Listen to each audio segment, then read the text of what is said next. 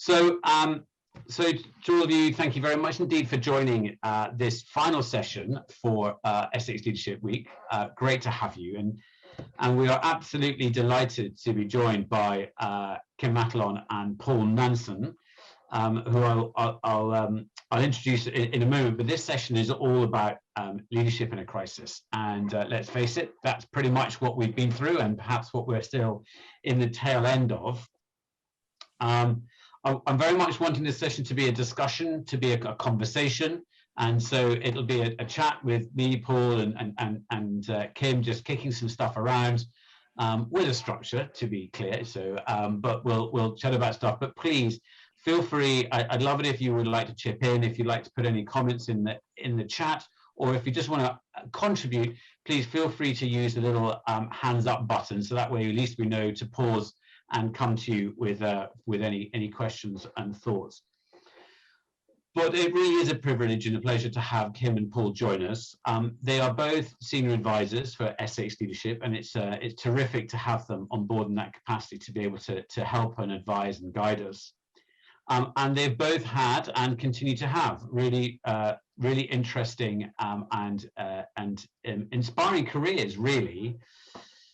Kim has recently moved from Barclays, where she was for 15 years. I think that's right, Kim, 15 years? Yeah, 15 years. Latterly as the Global Head of Leadership, Learning, Talent and Culture at Barclays International, and held various other roles clearly throughout that time as well.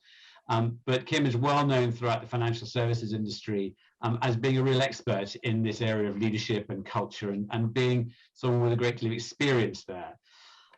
Paul Nanson, Major General Paul Nanson, has recently left the Army, and final role as Director of Army Leadership and the Commandant of the Royal Military Academy Sandhurst, which arguably really is the kind of seat of leadership thinking for the Army. And under Paul's tenure, the Centre for Army Leadership was created, which is a think tank, I guess, within the Army to promote the connection of the military leadership with commercial leadership, and to start learning from broader areas, but also allow the outside world to learn from the Army as well. So a real seat of learning and knowledge sharing. So it's great to have you both with us. Thank you very much for taking the time to join us. So look, let's kick off by just maybe getting to hear from you both about maybe a little bit about what your lockdown's been like. You know, what's lockdown brought for you, and how do you find yourself where you are today? But Paul, maybe I could start with you. How do you find yourself where you are? What's happened for you? Well, first, Tim, thanks very much for inviting me. It's great, huge pleasure to be part of your leadership discussion. Funny enough, I was supposed to leave the Army in March last year. So the first thing, obviously, when COVID hit, the first thing was they asked me to stay on a bit longer to help with COVID response. So my first part of lockdown was not in lockdown. It was actually trying to sort out the some of the issues that we had. And of course, for me, as you said, my role was very much in the recruiting and training space, particularly. So the first issue was we had over 4,500 young recruits in training that we had to try and make sure we're safe, but also more importantly, perhaps, well, not more importantly, as importantly, somehow get them to continue training, because the Army needed to be fed in terms of young soldiers and officers coming in.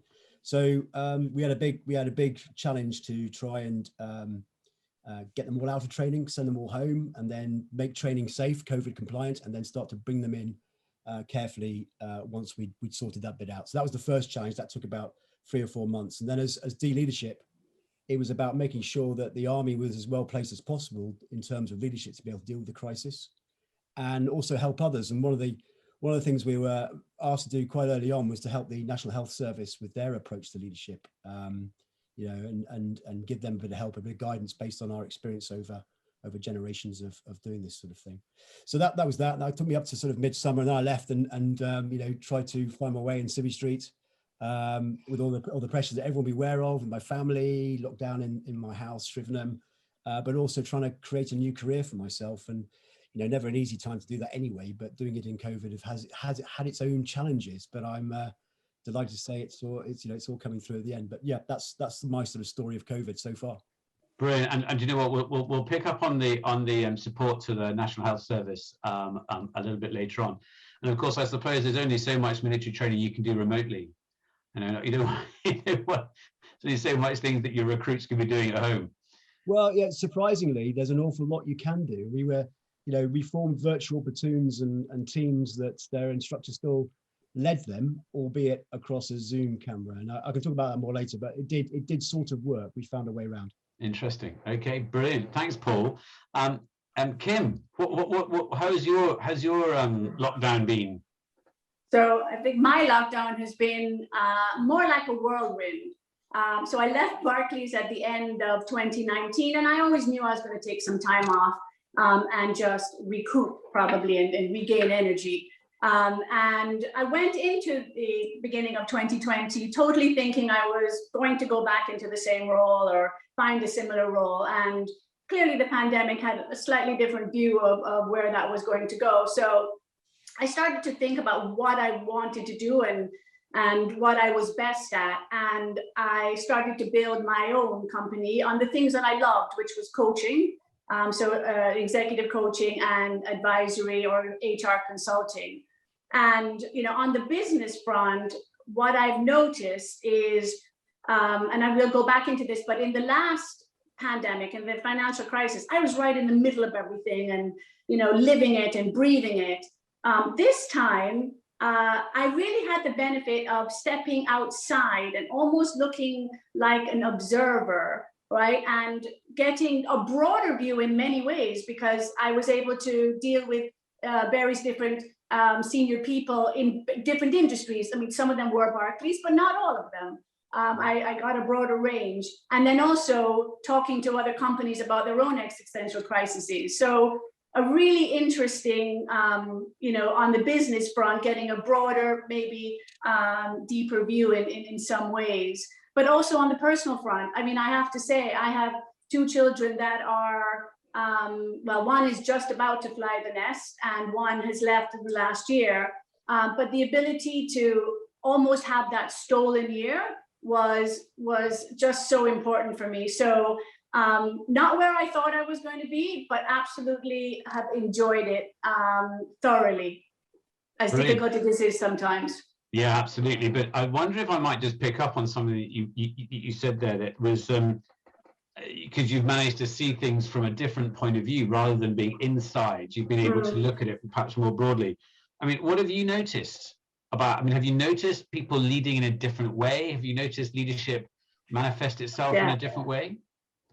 So I would say I've noticed, I think my overall conclusion when I look at those two crises side by side, my overall conclusion is the pandemic is going to fundamentally shift leadership as we know it. And I think the reason for that is when you look at the two crises, the first crisis, the financial crisis, was really a crisis of liquidity, right? It was yes, it was global. Yes, it affected many people, but it was a liquidity. It was hopefully a blip. I think that was the thought going in. And the whole intent was to correct the ship and steer it back and go back to status quo. And therefore, not surprisingly, while some of the leaders' requirements did change, the whole idea was we were probably going to go back to traditional leadership where it's all about the leader's ability and their charisma and their vision, etc. When you look at the pandemic was a human tragedy, right? And when I say it affected, everything had to be thought about from a human perspective, and whether that was your employees, which really their well-being became top and front and center, but also your customers, but humanity in its bigger sense, right? You needed to look at your supply chains. You needed to look at how you were affecting the communities within which you lived and worked. And also you needed to, consider the whole globe, right? So I think because it had a different perspective and different purpose, meaning people weren't going back to status quo. Things have fundamentally shifted. I genuinely think that where we didn't see too much shift in the last crisis, I think we'll see a significant shift in this crisis. Yeah, I think that's really, and I think we know in terms of, if you look at habits and how quickly we change habits, I think we've been doing this long enough now. By the time the 21st of June comes along, we've been doing this for 15 months. Mm-hmm. That's long enough as well to start changing habits of individuals and ways of working. So it'll be really interesting to see what happens. We should have another conversation on the 21st of December, which will be 6 months after the 21st of June, and sort of reassess where we've got to. I think that'd be an interesting one to have. But Paul, I wonder, so I would like just to pick up before we sort of later on look at what we should be going and looking at doing in the future. I'd love to tap into some of your experience around supporting the National Health Service and the pandemic response. I mean, how did that work? I mean, was there a parallel between military leadership and medical leadership, or did the two ships sort of collide? I don't know. It'd be really interesting to find out. Well, I think first of all, it sounds tremendously arrogant that we helped them. They didn't particularly need our help. What they wanted was a different perspective on leadership, perhaps, which any good organisation will always reach out and see if there's another way of doing things.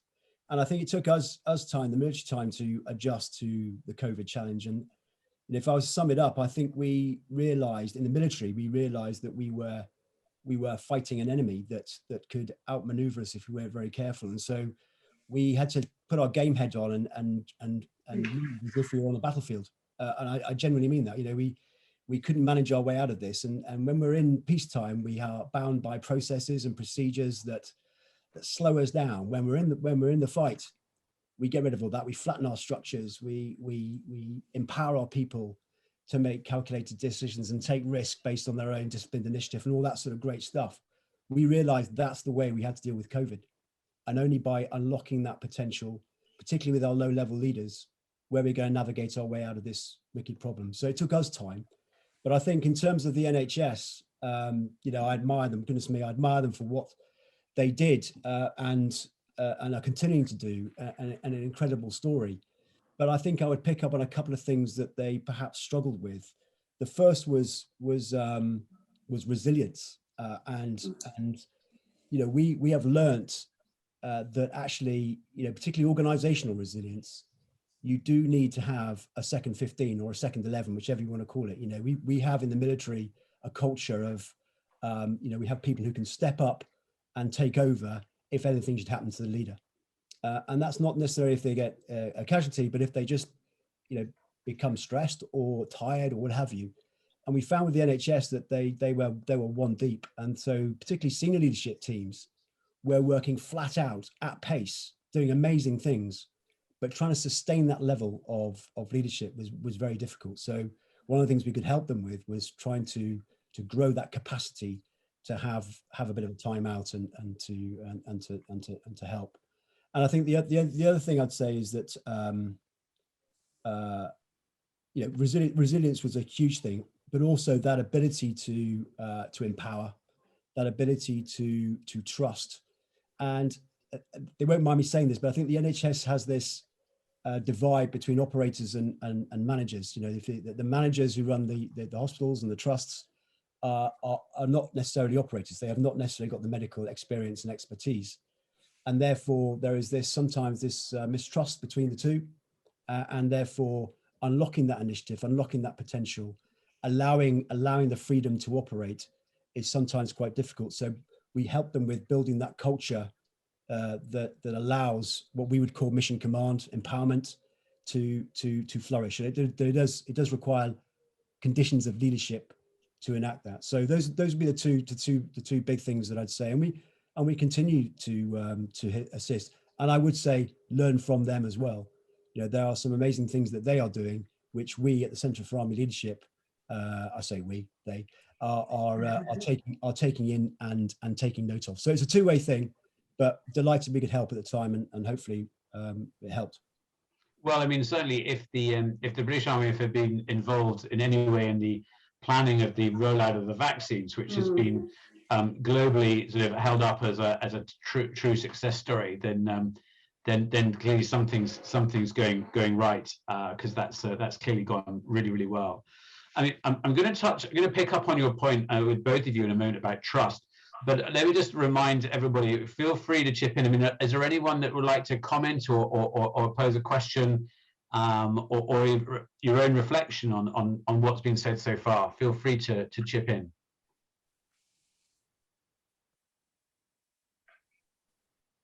I should also await the sort of obligatory like 10 seconds to allow people to come off. I can't see the chat, so.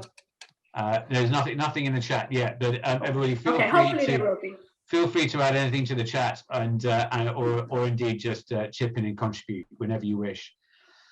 So look, I want to pick up on that point that you made, that last point that you made there about trust, Paul, and certainly I've noticed that some people have been saying interesting things about trust. Middle tier leaders who said one of the things they've learned is that, the importance of trust, and when you're not at the next door desk to someone, you have to trust that they're getting on with stuff. I mean, Kim, what have you noticed about trust and the development of trust in over the last year? Has it changed how people build it, do you think?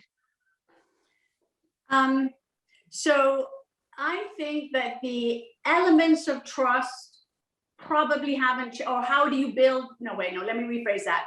What you need to do to build trust is the same, and I'll go through what I mean by that. But actually how you go about building trust is very different now. And the reason is because exactly what Paul was saying is, mostly we build trust because we work next to people, we see them over and over. And that consistency of watching their words and their actions and their behaviors, all align, gives you a sense of whether you can trust them or not. But now that we are now we are, almost 100% remote, but even as we go back into a more hybrid situation, those opportunities are not there, anymore. And not only that, there's also other cues that we're missing. When you walk into an office and you see a messy conference room, that people have been working, or the water cooler moments, or, all of that is not going to be there. So while I think, the elements of trust are the same, how we're going to need to do them are different. And just to be clear, let me, if I can, in terms of the elements of trust, really, when you are wanting somebody to trust you, you really need to understand who they are and understand how they behave, right? And I think there are probably 5 things that largely will help describe, how you build trust. In terms of who you are, you have to have integrity. For me, that's a cornerstone. Well, not for me. I think it's a cornerstone for everybody. And that means, having that moral guidance, that North Star, and, making sure that you're leading with respect and fairness and all those other things. But also there's authenticity, right? I think there is something about, as leaders, it's being able to, people to believe that you're showing the real you, right? There's not just another you that walks out, of the room and goes into the next room and is completely different. So in terms of how you behave, I think there are 3 C's there. There's confidence, not surprisingly, right? We want to make sure that, I believe that either you can do it or and your judgment is good.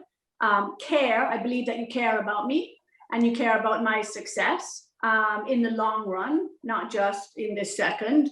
And then the other one is consistency. And consistency is about doing what you say, making sure that you largely are not dependable, but predictable, so that people can predict your behaviors. So I think those are pretty much the same pre-pandemic as post-pandemic. It's just that leaders are going to have to work so much harder to try and build those elements of trust, because they don't have the opportunity to do that as often face to face. I see Yeah. Peter. Yeah, go ahead, Peter. Hi, Peter.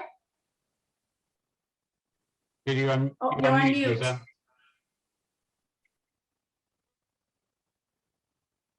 I wasn't sure whether you did a group mute like you did yesterday, Tim. No. Go ahead. Hi, Kim. Lovely to see you. I was on an HR panel this week, and I don't know whether you saw a little note I put on the chat. I guess the challenge is how to have consistency in terms of corporate policy about how people come into work, and whether managers have discretion to use their own judgment as to how many people they're allowed back to work.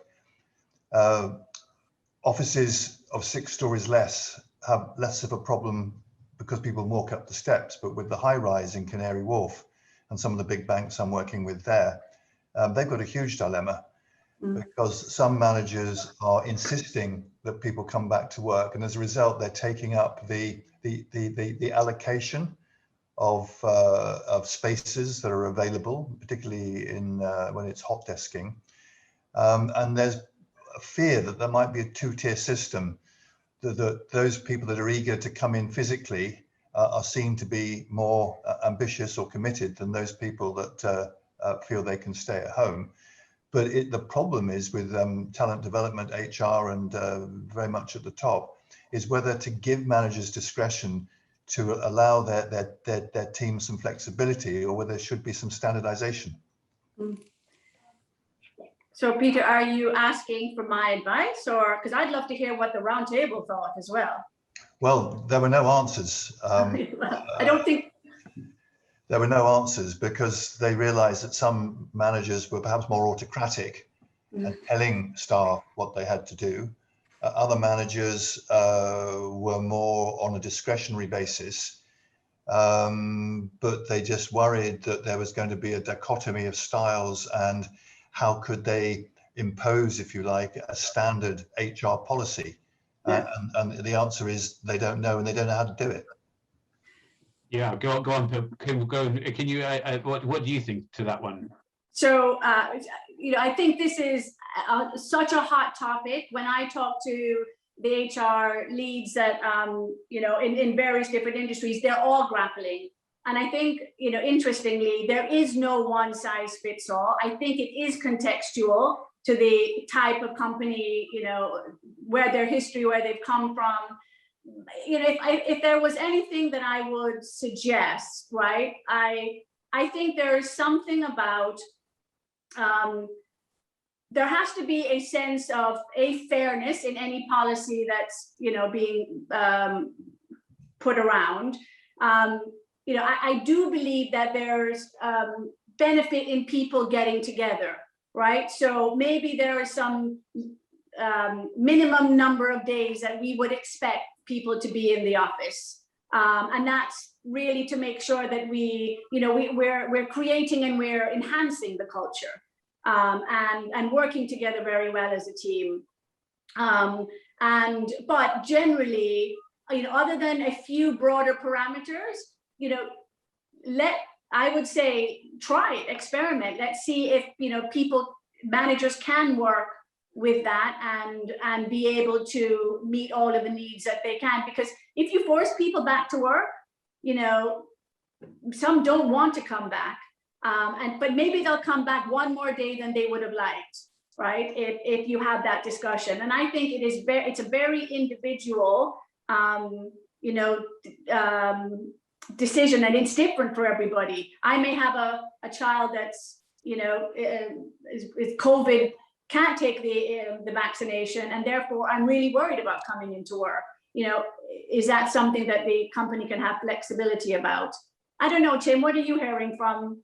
Well, I think it's a really interesting point, and I think it also comes to what you were discussing earlier about this building of trust. And how we do it. So you've got to trust that the system is going to support you, but also I think we've gone through this period of the last almost up to 15 months of working in this sort of environment where where perhaps the glue that has held people together has fallen away, and we need to rebuild trust. And actually, Kim, when you were talking earlier on, so to weave the trust piece back into this, while you were talking earlier on, I was thinking of the David Maister, David Maister is the author of the book The Trusted Advisor, and he puts an equation to trust, and he says trust equals credibility plus reliability plus intimacy, all divided by self-orientation. And I think, you know, credibility and reliability, good. Okay, so you're good at what you do, and you can be trusted to get on and do it. But intimacy is a really interesting one, and that takes time to build.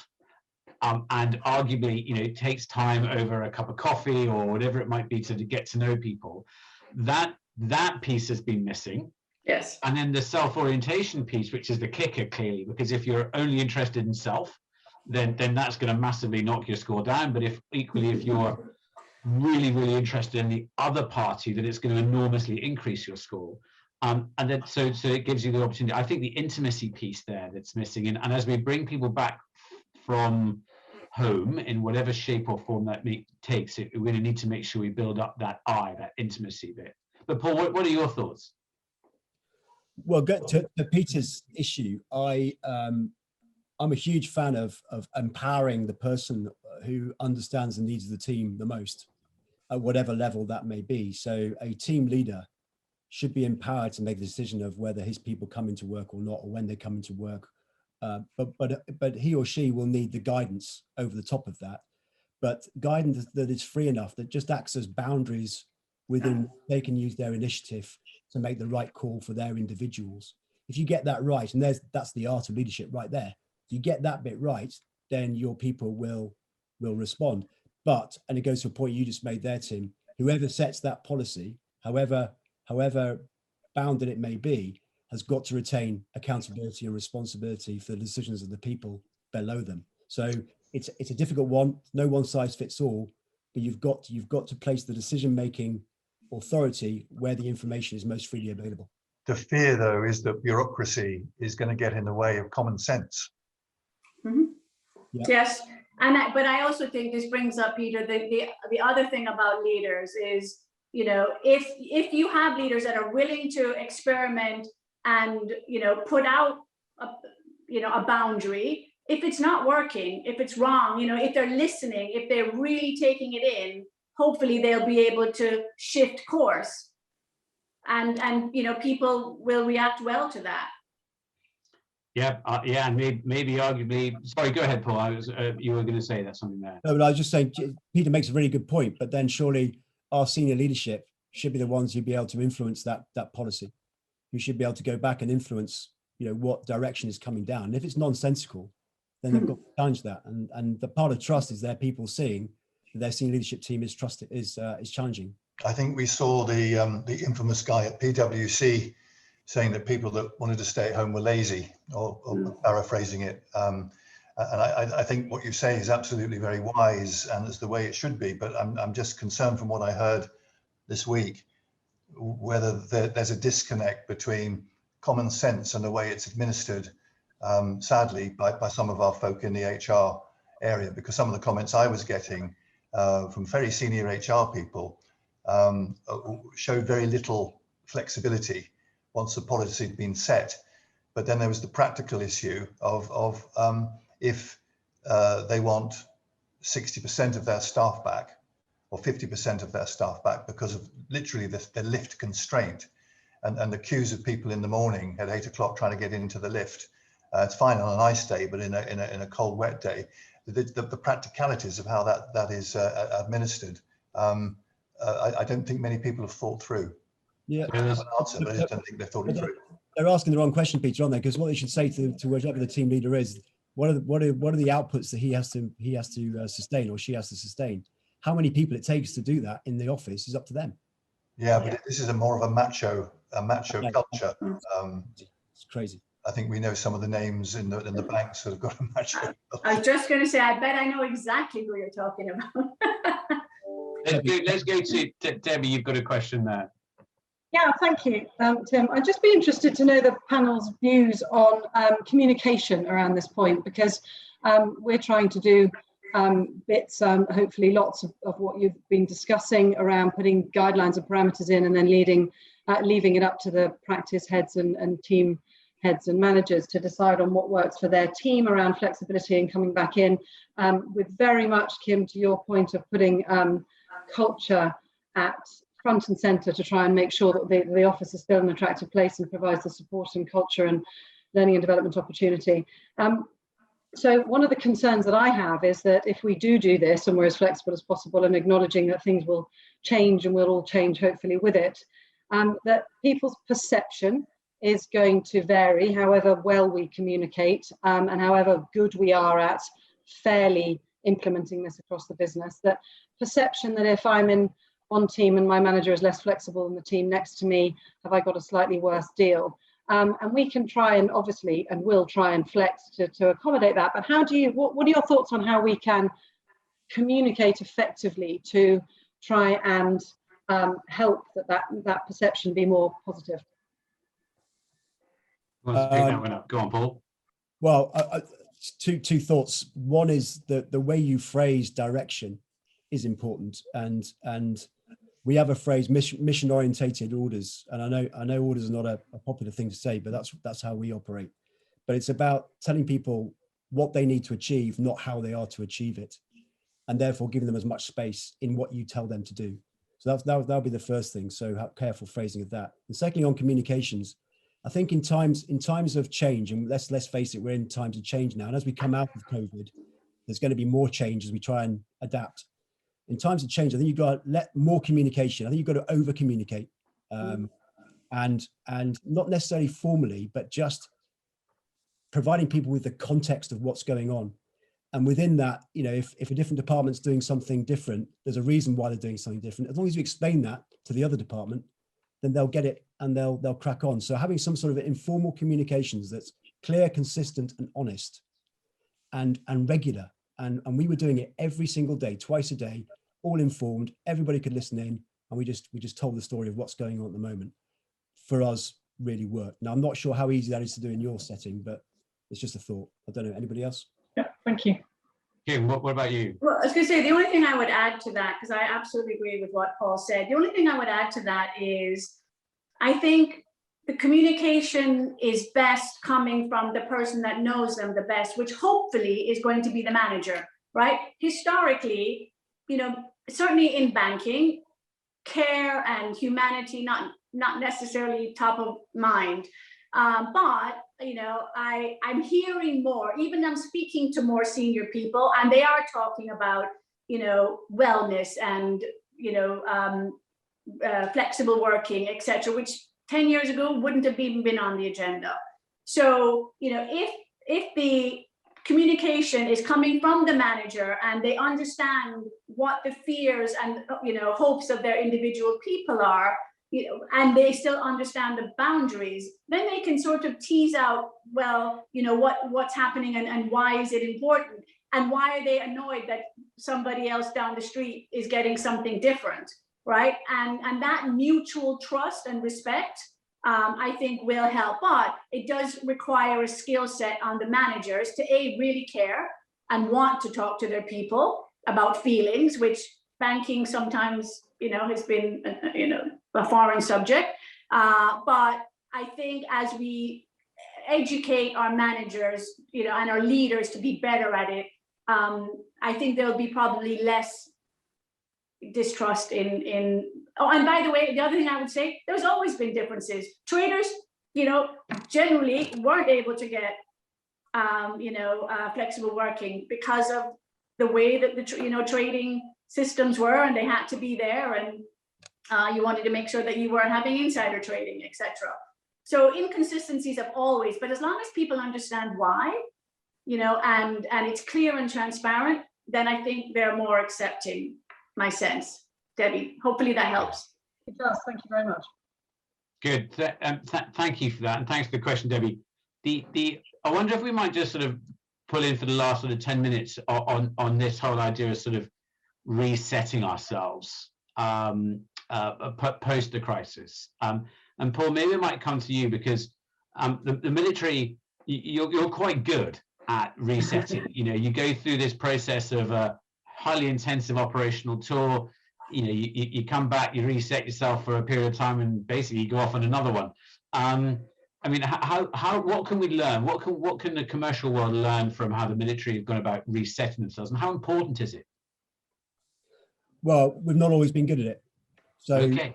30 years almost to the day ago, I got off a plane on the way coming home from the first Gulf War. Was met at 4 o'clock in the morning in an airport, handed a couple of cans of warm beer by somebody, told well done, and then went to bed that night and was home on leave the next day. And everyone just assumed that we'd go back to normal.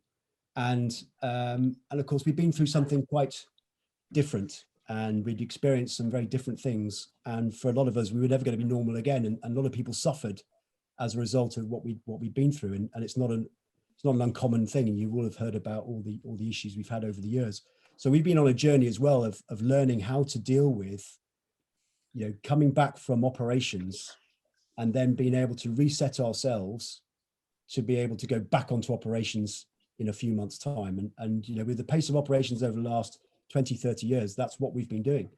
So we've had to learn at pace how to do that effectively. And, you know, the lessons are there. You know, we've had to learn how to decompress, how to acknowledge the fact that we have been through something different, and that actually it's okay to not be okay. And you can put your hand up and say, actually, you know what, I struggle with that one, boss, and I need a bit of help with this, that, or the other.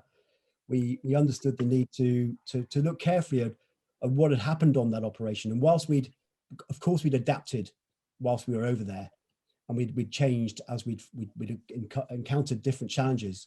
But when we came back, we had to do a complete review of what had gone well and what hadn't gone well, and then identify how we were going to improve before we went back a second time. So a formal review, open and honest, get it all out there, and then do something about it. You know, we used to have a joke. We used to call it lessons learned process. Well, it wasn't lessons learned until you actually did something about it.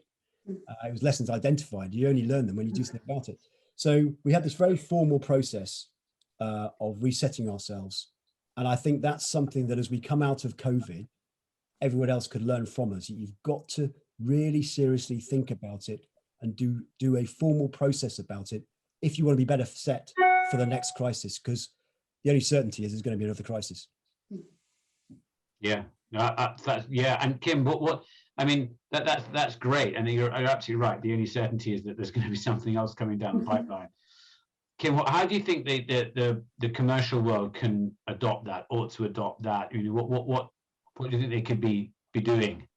I don't think the commercial world has a choice. It has to adopt, right? Because as I said before, the aim or the focus of this pandemic, right, is so changing and so pervasive that they have to change. And in fact, Mary Meany, who is a senior partner at McKinsey, has been doing a lot of research. And basically what she showed is that when we had the last financial crisis, the companies that were in the top quartile of performance, they showed cumulative total returns of 20% more than the bottom performing companies. And interestingly, 8 years later, that gap had widened.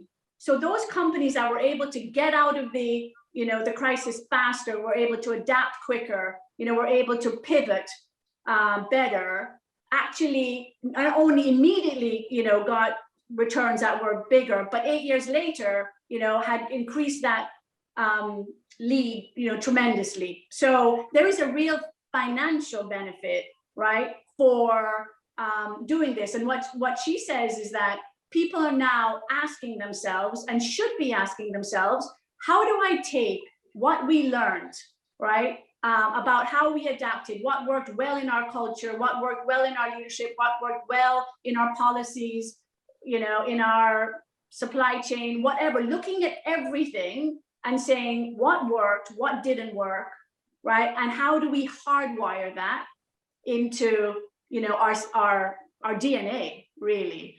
And if we do that, then we will be able to, not just a big pandemic crisis, but any change, we'll be able to react better to it. So I think it's imperative that people do. So what, and from both of you perhaps, Paul, maybe, what to start off with, what top tips? I mean, it sounds great, right? Let's learn lessons and let's apply lessons and all the less and what have you. But what's the sort of top tip? What should an organization be doing now? What would you recommend them do in practical terms? Well, I think I'll start with, particularly right from the top, the senior leadership team in particular need to embrace the need to, acknowledge that they've just come out of something that's been very fundamentally different. And for that, so it's not just a case of turn the lights back on again. You just got to acknowledge it. Yeah. So we were using examples before of where there are certain organizations that don't care what the answer is, everyone's coming back to work. Well, that's an organization that's not stopped to think about the effects that the pandemic has had on their individuals, their people. So firstly, there's got to be this willingness to acknowledge that we have been through something fundamentally different, more different than any before, and then acknowledge the need to do something about it. And then from then on, the rest can flow. And having a formal review, reaching into your people to ask them and to be absolutely honest about where they struggled, where they found opportunities, where they could drive initiative, all those sort of things, and get it all out on the table has got to be the next step. And that's got to be a formal process. It's no good just thinking I can do it on the back of a fag packet. This has got to be a formal process. And then once you're armed with that, then you can set about creating a plan to how to take that forward. And as Kim absolutely says, this is not something that can be done over years. You've got to do this at pace, because you just don't know when the next crisis is going to hit. But also there's an imperative to get better quicker, because you want to, be better, get in terms of outputs. So, there is definitely a need for speed on this one, but people have got to start thinking about it, I would suggest, now. Yeah. About how they're going to do that, how they're going to get their people through that process. Yeah. It's got to be top down driven. Yeah. And step one, Kim, what? Just get the leadership team together, talk about it. Yeah, absolutely. I mean, my sense is, right, you have to get the leadership team together to talk about it, but they have to be willing to be honest, right? And also want to change, right? So, those are sort of two requirements, and be willing to, hold the mirror up to themselves and say, this is what we didn't do well. This is what didn't work well in our culture, right? We were too bureaucratic, etc. And be willing to change that, and then own it, right? Yeah, and of course they may say some things have worked really well as well. I mean, because of course it's not just about things that haven't worked well. It's about things that they've really learned, as positive stories. No, good point. But I also pick up on the point that Paul said is, it is about thinking about it and really, planning for it. Because on the other hand, if you don't plan, right, then I think things will just overtake you, because people will decide how many days they're coming back into the office, or, how they're going to work, etc. And that just creates, chaos. So you may not get it right, but really thinking about who you are as a company, what type of culture you have and what type of culture you want, what type of leaders you have and what type of leaders you want, and what are the requirements of leaders of the future, right? Which is, I think leaders that lead with heart, humility, empathy, authenticity, realism, and transparency. And where are you in that, right? So you need to pull all of that together, and then decide how you're going to change everything else. Yeah, absolutely. Yeah, and I think, I said this before on previous calls, I think that this is a moment that matters. Yeah, coming back from COVID, in the UK, we're obviously talking about the date of the 21st of July being the magic date that apparently everything's going to be fine. After that, the world will just be where it was. But the point is, we can't ignore it. That is a moment that matters. The 21st of June, or that date, is symbolic, I should say, and organizations should grab hold of this opportunity to reset themselves? Because I know, Kim and Paul, you've been doing quite a lot of work on this whole idea of helping people reset themselves, which I think is really needed, and it's the right time for it.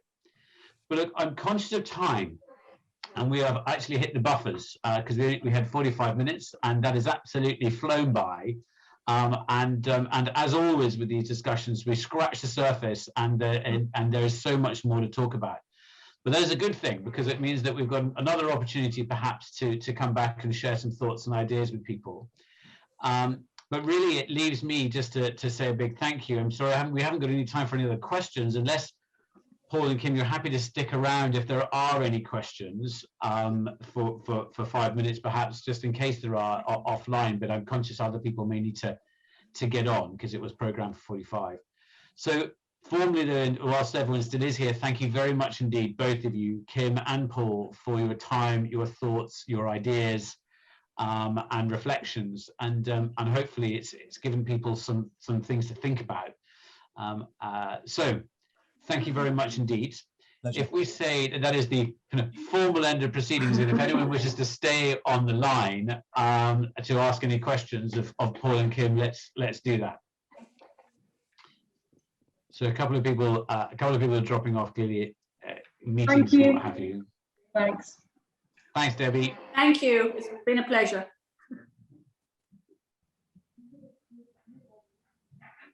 Anything from anybody? Anything you'd like to bring up?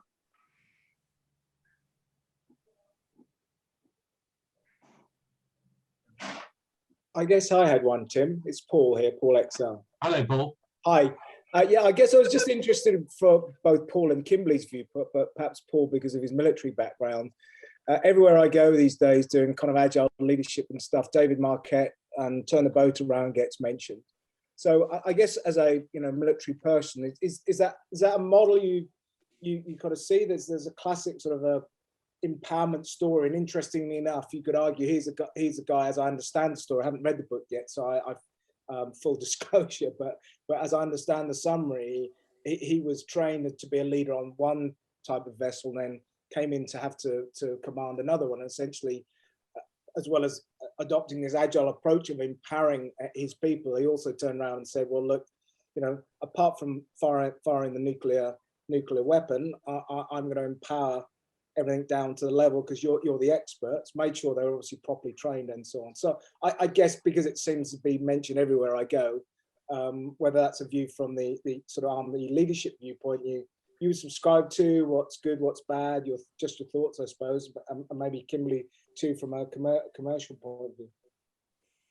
Yeah, it absolutely is something I've subscribed to. I think it's the only way to lead nowadays, given two things. Firstly, the complexity. I mean, our environment has always been complicated, but it's more complex now than perhaps ever before with technology in particular, and the rate and pace of change in particular, providing extra pressures on leaders, particularly low-level leaders, perhaps than ever before. And so we work on the principle that if you're going to unlock some of these wicked problems, the only way you're going to do that in a timely way to keep one step ahead of the opposition is to empower very junior leaders to be able to make some pretty weighty decisions without having recourse to ask for further guidance or permission. They've just got to be able to do it. So providing them with that disciplined initiative, we call it, to be able to make those big calls is not a nice to have anymore. You've just got to do it, otherwise you're going to lose. So you've got to have that philosophy.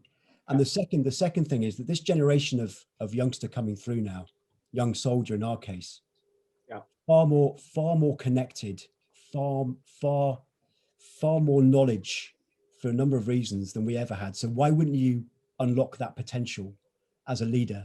Because you're never going to know all the answers yourself anyway. So why not get them to step up and lead when they can? And they will do. So David Marquette's book is fantastic. I'll get on it this weekend. Thank you. I appreciate your time. It is a good read. Yeah. But you support it too, Kimberly? Okay. Yes, absolutely. As a book. Sorry, go on. No, go ahead, Paul. Sorry. I was going to say the philosophy that he brings is absolutely this thing about mission command. Yeah. It's the same in the US Navy as it is in the British Army. It's been around for a while now. But if you want, I can give it to Tim.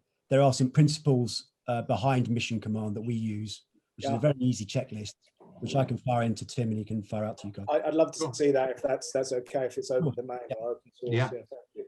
Sorry, Thank you very Tim. much. Go on, Kim. No, I was just going to say, the book is great. Philosophically, I think, interestingly, I think I've started to already see that, right? The pandemic forced control away from managers, just because there was so many things changing, you know, everything. Whereas in let's say the financial crisis, it was pretty much limited to work, but your home life was same. You could go and get toilet paper whenever you wanted. Do you know what I mean? With the pandemic, everything around you was changing all the time. There's no way that managers could possibly have all the answers. But they really, you know, I talked to a lot of senior people who really struggled with giving up control.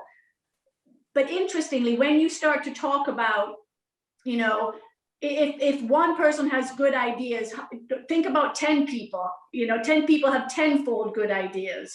And, you know, it's the only way to get the benefit of, you know, every brain in the organization. And then they start seeing it less as a loss of control and a gain of ideas and innovation, right?